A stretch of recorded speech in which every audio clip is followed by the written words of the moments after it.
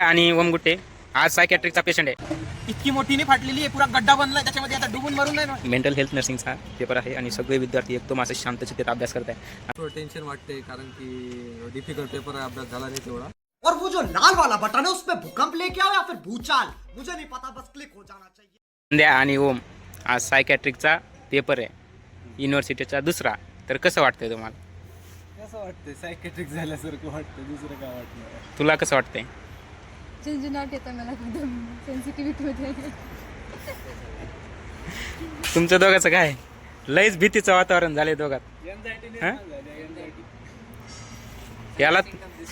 याला तर लयच भीती वाटायली वाटते, डिप्रेशन झाले.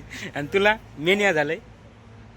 हे झालेलं आहे मेंटल डिसऑर्डर. हर एक मेंटल नवीन डिसऑर्डर मध्ये नवीन क्लासिफिकेशन उघडताय साले.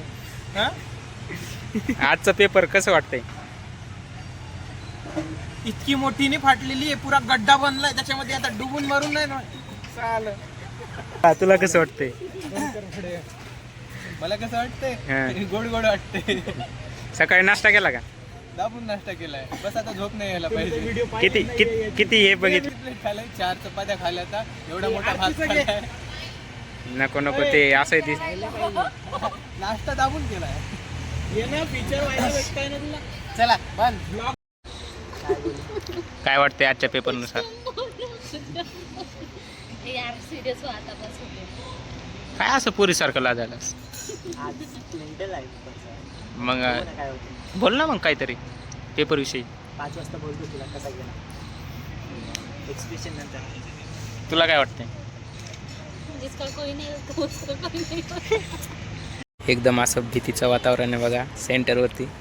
असं मेंटल हेल्थ नर्सिंगचा पेपर आहे आणि सगळे विद्यार्थी एकदम असं शांतचित्तेत अभ्यास करत आहे.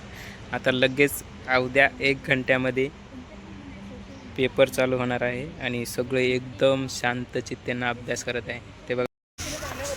बोल, आजच्या पेपरचं काय वाटतंय तुला?